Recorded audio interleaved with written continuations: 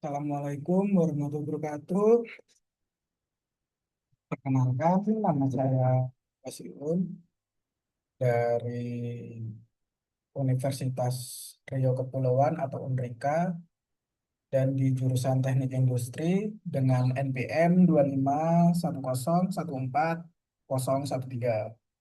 Di sini saya akan menjelaskan mengenai tugas UTS mata kuliah Perencanaan Eksperimen atau DOE dengan dosen pengampu Bapak Dr. Insinyur Abdullah Merjani, STMT,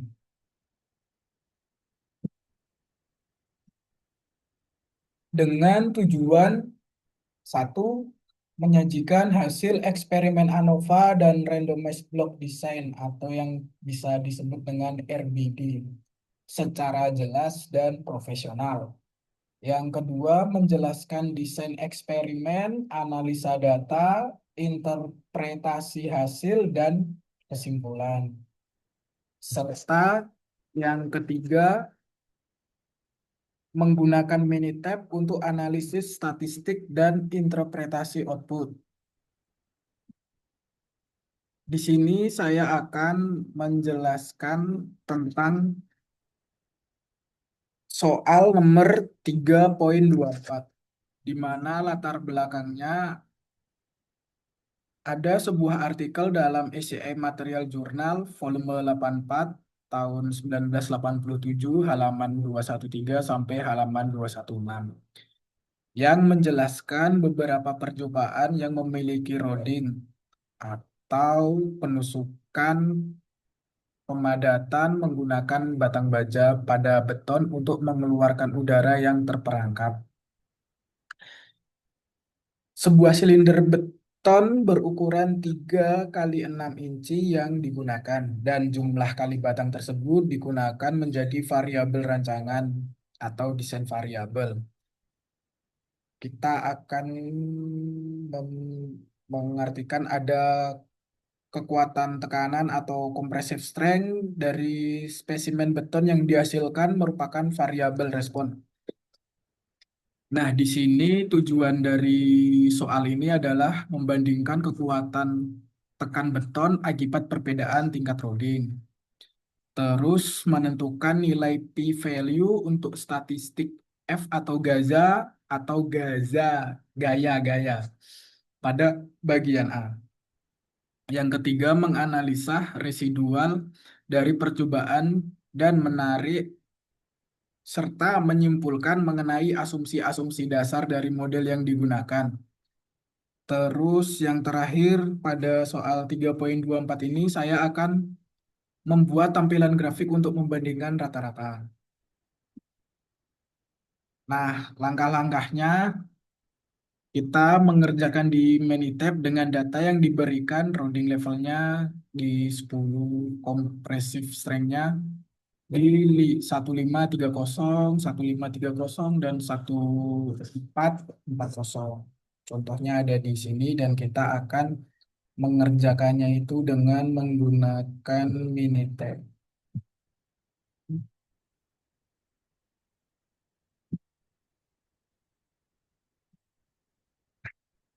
Ini adalah tampilan awal pada Minitab.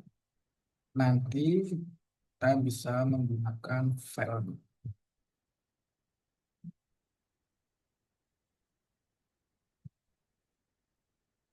Terus nanti kita akan mengisi data di sini. Tulis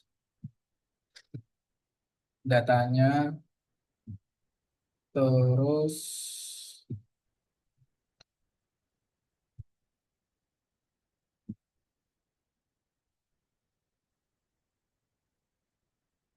nah setelah kita memasukkan data ini, maka akan muncul, nah ini, kita membuat data di C1 itu kita mengetik rounding, terus di C2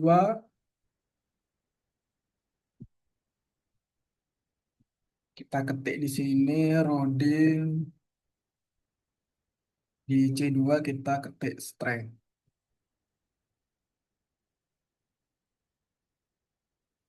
Lalu kita masukkan data yang ada di sini. Nah,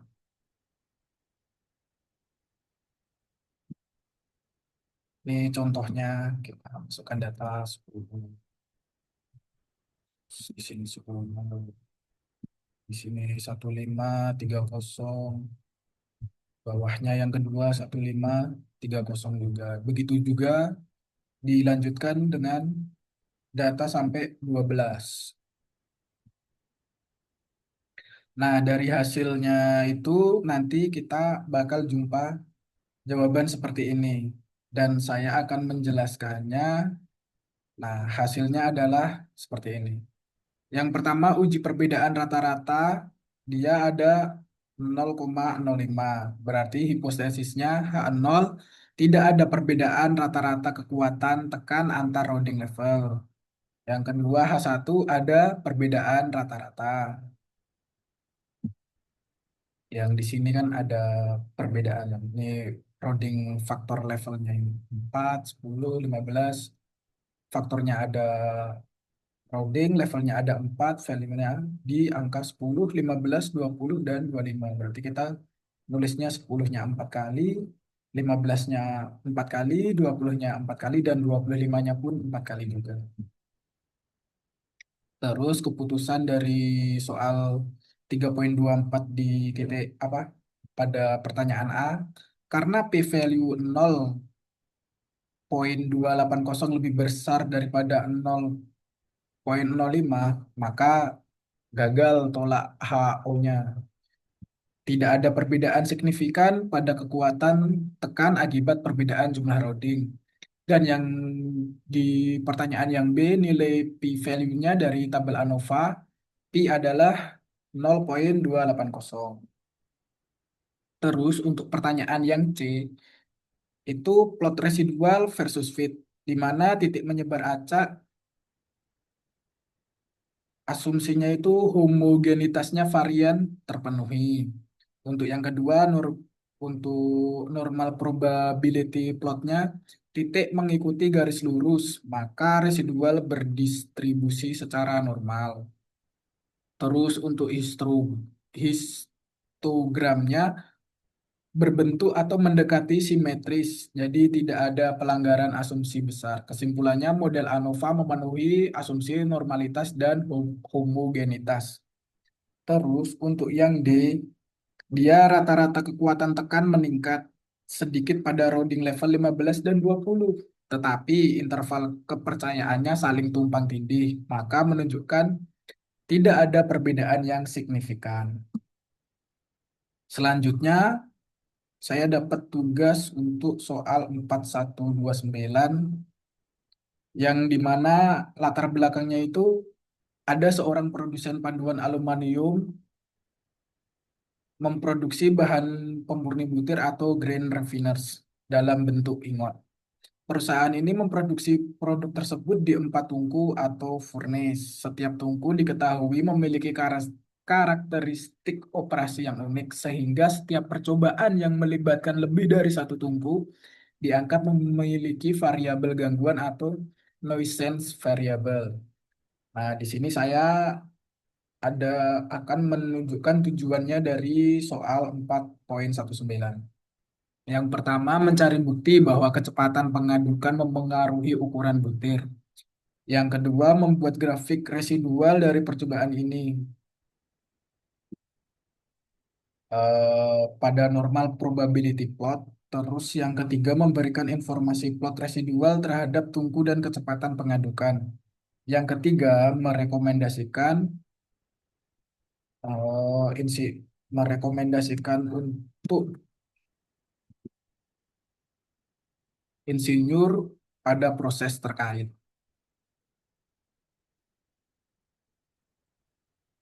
Nah, di langkah-langkah balik lagi kita buka Minitab, terus kita masukkan data, string rate-nya dia ada 5, 4 kali, terus furnace-nya 1, 2, 3, 4, grain size-nya 8, 4, 5, 6, sesuai yang ada di soal. Terus penjelasannya, analisis of variance-nya dia jumpanya seperti ini, untuk F value-nya 0,85, untuk p-value-nya 0,500 di string rate-nya. Maka untuk soal yang di A, hipotesis HO-nya semua rata-rata steeringnya sama. Terus H1-nya setidaknya satu berbeda. Terus statistik F atau gaya untuk string dia ada di 0,8527 dan di B-nya 0,4995. Karena P lebih besar dari A 0,05, maka gagal tolak HO-nya. Kesimpulannya, tidak ada bukti signifikan bahwa tingkat pengadukan atau steering rate mempengaruhi ukuran butir pada tingkat signifikasi 5%. Untuk soal yang B, p-value untuk efek steering sama dengan 0,4995 atau sekitar 0,50. Di sini kan p-value-nya 0,50. Terus tambahan pentingnya dari tabel kita dapat melihat efek Furness atau Bloch adalah signifikan. F sama dengan 6,348 dan P sama dengan 0,0133.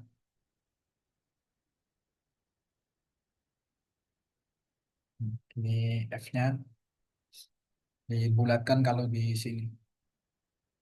Terus artinya ada perbedaan signifikan antara tungku-tungku atau mesin itu sendiri yang mempengaruhi ukuran butir. Ini menunjukkan variasi antar furnace perlu diperhitungkan. Itulah alasan menggunakan desain blok. Dan untuk soal C-nya, normal probability plot, jika titik-titik mendekati garis lurus, maka residual kira-kira normal dengan N sama dengan 16, kecil tetapi umumnya tidak terlihat pelanggaran berat atau asumsi normalitas tampak dapat diterima. Kita cek visualnya kan. Terus residual versus fitnya. Jika tidak ada pola sistematik atau titik tersebar acak, maka asumsinya homogenitas varian dan linearitas terpenuhi. Jika muncul pola terhadap furnace itu mungkin karena blok efeknya besar. Tetapi setelah kita memasukkan furnace sebagai blok residual tidak menunjukkan pola sistematik besar. Maka kesimpulan asumsi modelnya secara umum asumsi normalitas residual dan homogenitas variannya dapat dianggap terpenuhi secara wajar. Namun sampel kecil ini bisa menimbulkan kewaspadaan. Blok atau furnace jelas punya efek sehingga memasukkan blok adalah langkah yang tepat. Untuk soal yang B, rekomendasi engineer terkait pilihan steering rate dan furnace jika ukuran butir kecil diinginkan. Yang pertama, karena furnace berpengaruh signifikan, pilih furnace dengan rata-rata grain size kecil. Dari mid furnace 3 dan 4 memiliki rata-rata 5,75 paling kecil ya di sini. Karena di furnace 2 itu ukurannya ada di 6,00 dan furnace 1 dia ada di 13,25. Sangat besar dibandingkan dengan furnace-nya yang 3 dan 4 atau bloknya.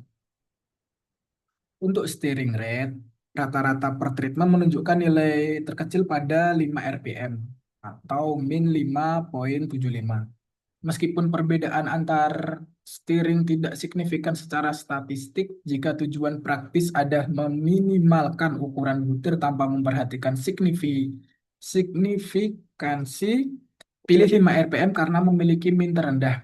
Jadi praktisinya kombinasi terbaik untuk ukuran kecil, steering 5 RPM dan furnace 3 atau 4.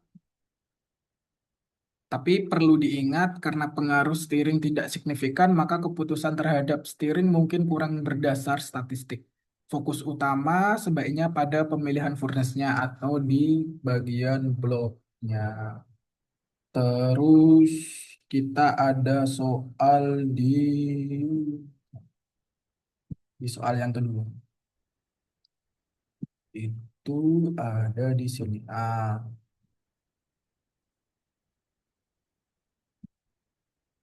Di sini saya akan menjelaskan soal UTS yang kedua, menjelaskan controllable factor atau faktor yang bisa kita kontrol dan uncontrollable factor yang tidak bisa kontrol.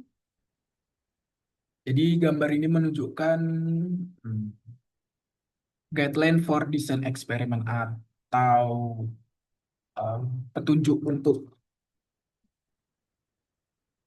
mendesain. Yang pertama,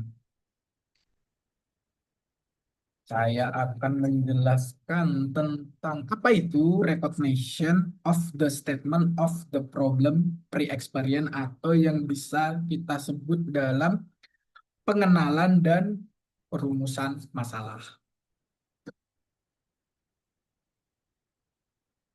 Yang pertama, ini udah saya jawab ada di sini tuh.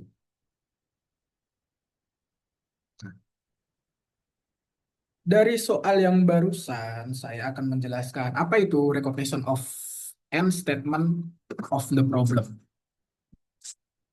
atau pengenalan dan perumusan masalah. Yang pertama itu tahap pertama adalah mengenai masalah yang ingin diselesaikan melalui percobaan. Pada tahap ini, peneliti harus memahami secara jelas apa tujuan dari eksperimen dan mengapa eksperimen tersebut dilakukan. Misalnya, dalam proses produksi, masalah yang muncul bisa berupa hasil produk tidak konsisten atau tingkat cacatnya itu tinggi. Terus tujuannya adalah merumuskan masalah secara spesifik agar eksperimen bisa dirancang untuk menjawab permasalahan tersebut. Contohnya, menentukan faktor yang mempengaruhi kekuatan tarik bahan plastik. Nah, di soal yang kedua itu ada ini. Apa sih selection of the response variable? Eh, Selection of the response variable atau pemilihan variabel respon adalah hasil atau output dari proses yang akan diukur untuk menilai pengaruh dari faktor yang diuji. Pemilihan variabel respon harus relevan dengan tujuan penelitian. Respon ini harus diukur secara kuantitatif, akurat, dan berulang. Contohnya, jika kita ingin mengetahui pengaruh suhu terhadap kualitas produk, maka variabel respon bisa berupa kekerasan produk, daya tahan, dan waktu pendinginan. Terus, soal yang ketiga, dia adalah choice of factor, level, and rank. Atau bahasa Indonesianya itu pemilihan faktor, tingkat, dan jangkauan. Pada tahap ini, peneliti harus menentukan faktor-faktor yang mempengaruhi proses, baik yang bisa dikendalikan atau yang tidak bisa dikendalikan. Misalnya, yang bisa dikendalikan apa, yang nggak bisa dikendalikan apa gitu kan. Faktor adalah variabel yang bisa diubah dalam percobaan. Contohnya, suhu, tekanan, waktu, terus kalau level itu nilai atau kondisi dari setiap faktor. Misalnya suhunya itu di 50, 70, atau di 90 derajat Celcius. Untuk ranknya itu batas atas atau batas bawah dari level yang akan diuji. Tujuannya adalah untuk mengetahui sejauh mana setiap faktor mempengaruhi faktor hasil percobaan. Dan soal keempat, choice of experiment design atau pemilihan rancangan percobaan. Di sini,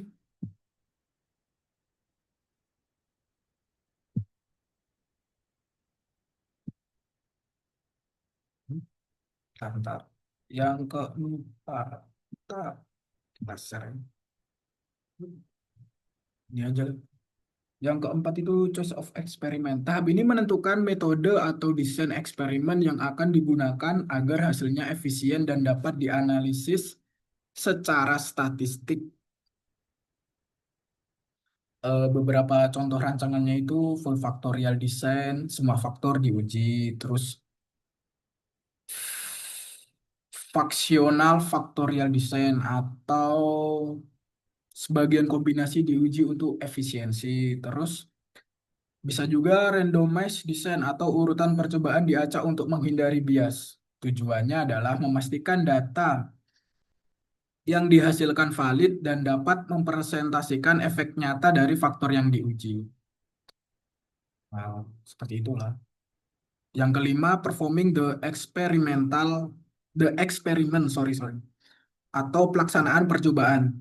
Setelah desain ditentukan, percobaan dilakukan sesuai rencana, maka kita akan pelaksanaan harus konsisten dan terkontrol agar hasil tidak bias. Semua kondisi harus dicatat, termasuk kondisi lingkungan atau variabel tak terkendali. Terus harus ada ulangan juga itu, sering dilakukan untuk memastikan kendala hasil. Contohnya, melakukan percobaan dengan suhu di 50 derajat Celcius, 70 derajat Celcius, ataupun di 90 derajat Celcius. Maka dia memperoleh hasil rata-rata yang berbeda. Jadi untuk pelaksanaan percobaan ini hasilnya harus kita catat. Dan yang keenam ada statistical analysis of the data atau analisa statistik data. Data hasil percobaan kemudian dianalisis menggunakan metode statistik.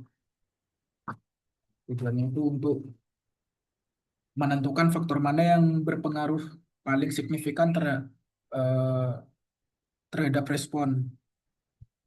Dengan kita bisa mengukur kekuatan dan arah pengaruh masing-masing faktor. Metode yang sering digunakan kita bisa menggunakan ANOVA atau Minitab. Di sini kan bisa nih.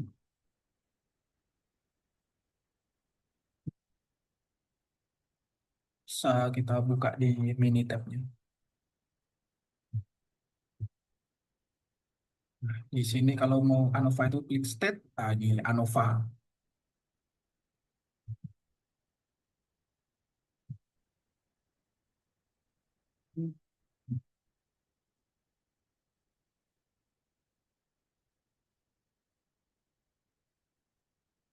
Bisa menggunakan ANOVA, bisa menggunakan regresi atau respon surface metodologi.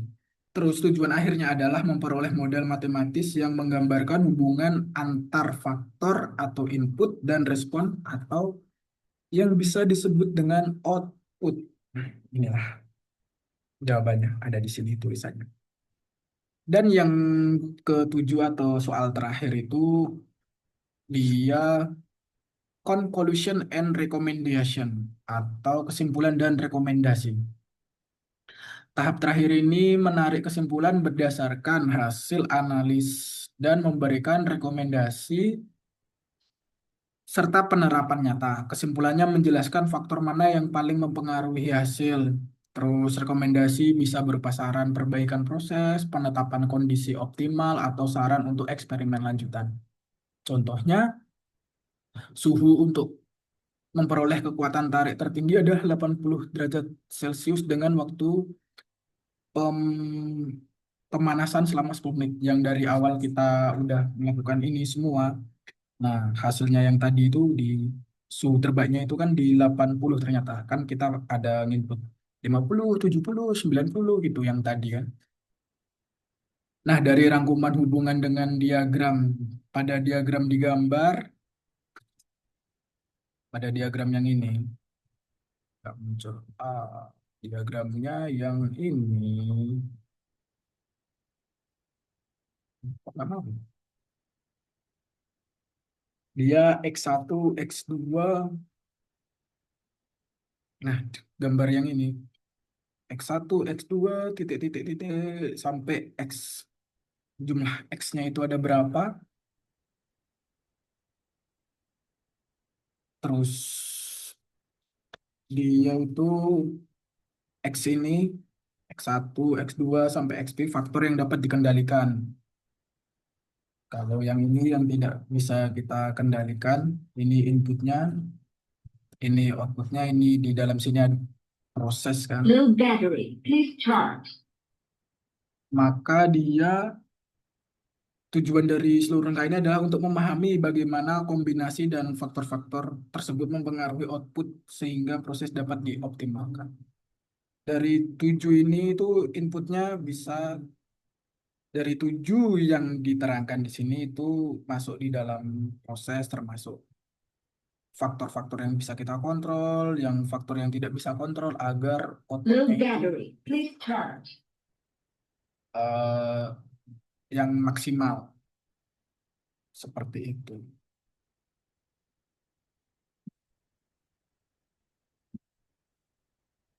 Nah, setelah itu udah habis. Terima kasih atas waktu dan kesempatannya. Blue battery, please charge. Sudah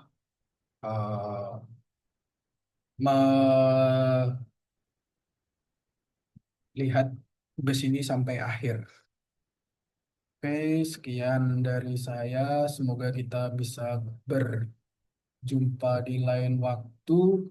Assalamualaikum warahmatullahi wabarakatuh.